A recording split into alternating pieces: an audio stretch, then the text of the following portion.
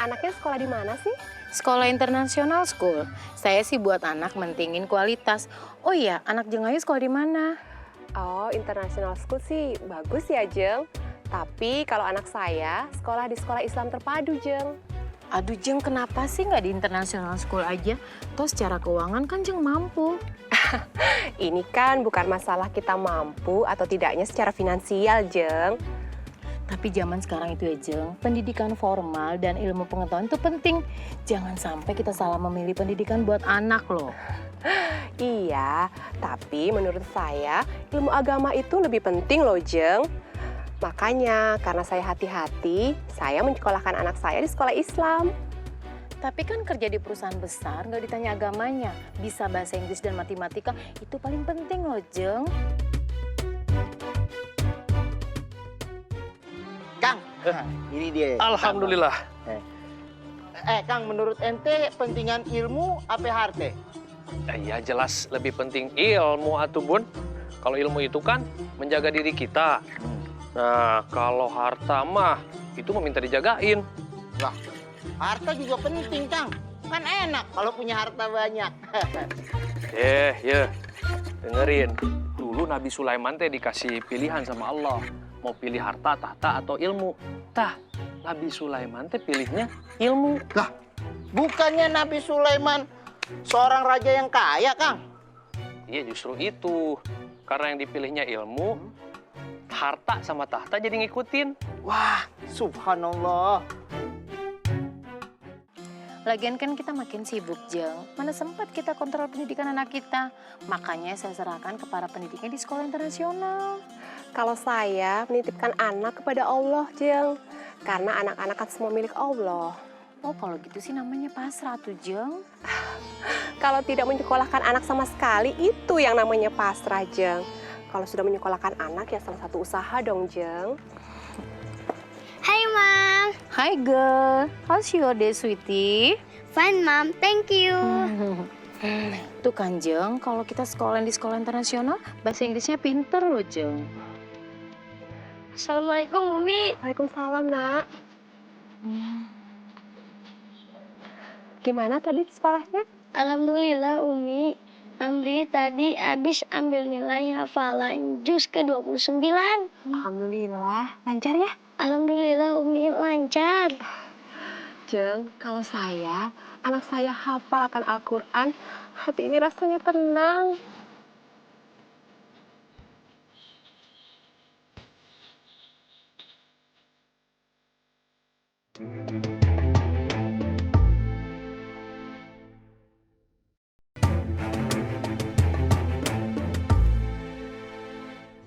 Bun bantuin atuh. Udah, beli aja yang baru.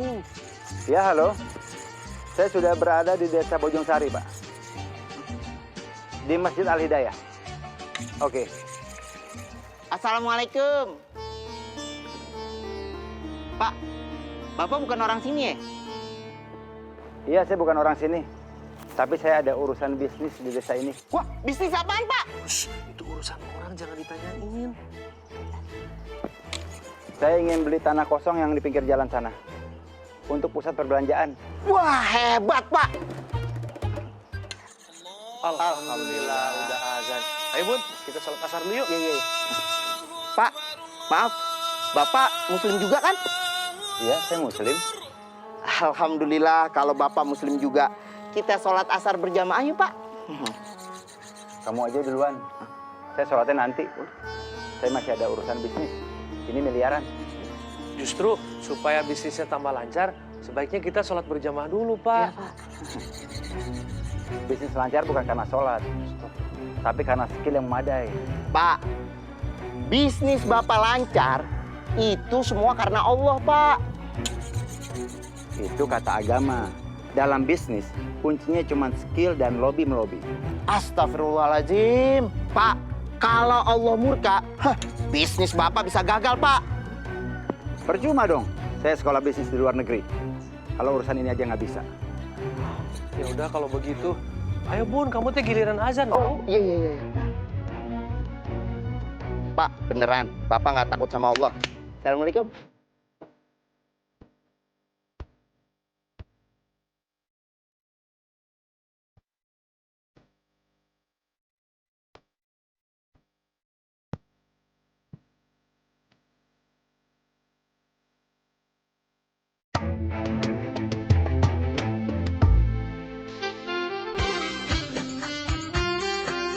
Ilmu lebih mulia daripada harta karena memiliki ilmu akan disyafaati pada hari kiamat. Sedangkan pemilik harta akan dihisap pada hari kiamat.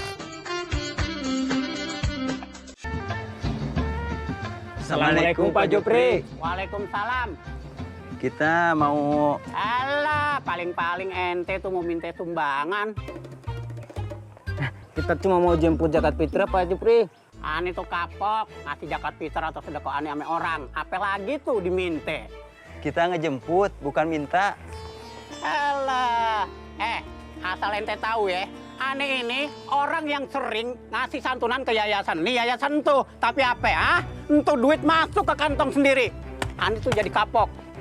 Ane kagak bakalan nitipin zakat fitrah ane atau sedekah ane sama orang lain.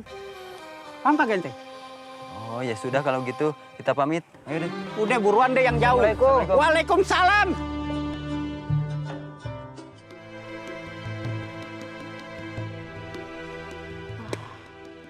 Kang, Ani sedih banget. Di mata orang, Islam udah tercoreng akibat dari ulah sebagian orang. Tercoreng gimana maksud kamu teh? Contohnya gini ya, banyak orang yang kagak mau sedekah lagi. Gara-gara orang yang disedekahin pura-pura miskin, pura-pura cacat. Atau ada juga orang yang minta sumbangan mengatasnamakan masjid. Padahal buat dirinya sendiri. Astagfirullahaladzim. Oh, iya sih. Kalau ingat itu mah, saya juga suka sedih. Tapi nggak usah khawatir lah. Prasangka buruk orang kepada Islam saat ini nggak akan membuat derajat Islam jatuh di mata Allah. Tapi bahaya juga, Kang. Kalau Islam selalu jelek di mata orang. Ya betul. Nah, untuk mengembalikan nama Islam supaya baik lagi, itu harus dimulai dari diri kita.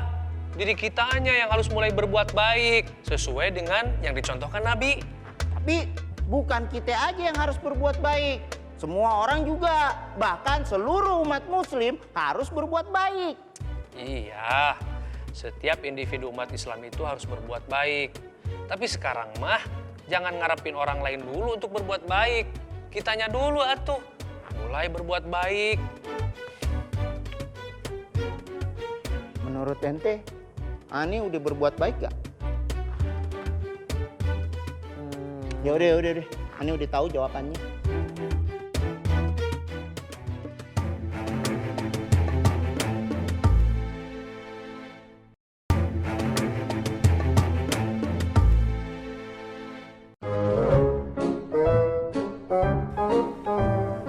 Udah waktunya sholat. Ke masjid yuk.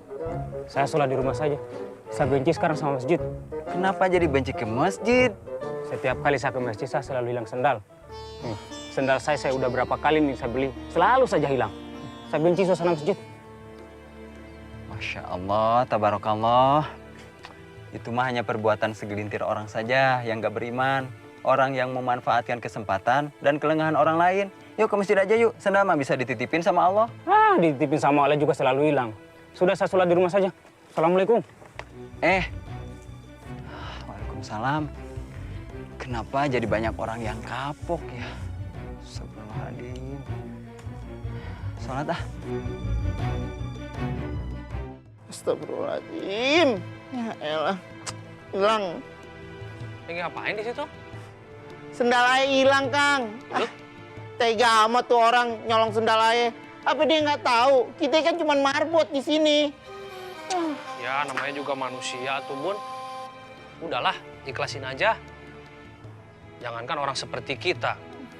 Orang-orang zaman dulu aja yang soleh-soleh pernah kecolongan di masjid. Astagfirullahaladzim. Tuh orang nggak tahu apa ya? Kalau masjid ini kan rumahnya Allah, dijaga sama malaikat. Masih ada aja orang yang sering nyolong. Heran ya. Kan setan mah musuh yang nyata. Hah? Maksud Kang Falah, setan juga ada di masjid? Jangan salah. Setan itu tidak akan pernah senang melihat orang yang beribadah kepada Allah. Apalagi melihat orang-orang soleh yang suka memakmurkan masjid-masjid Allah. Dasar setan.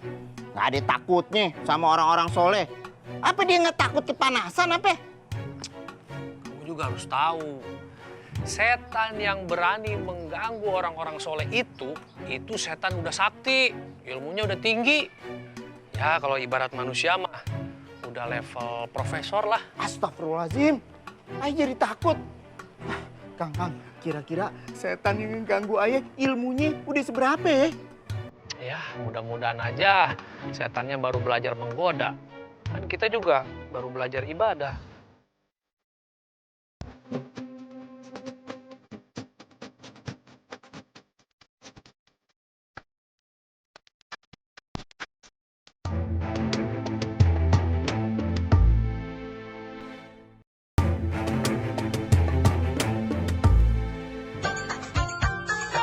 Rasulullah bersabda, "Bertakwalah engkau kepada Allah dimanapun engkau berada, dan ikutilah perbuatan buruk dengan perbuatan baik.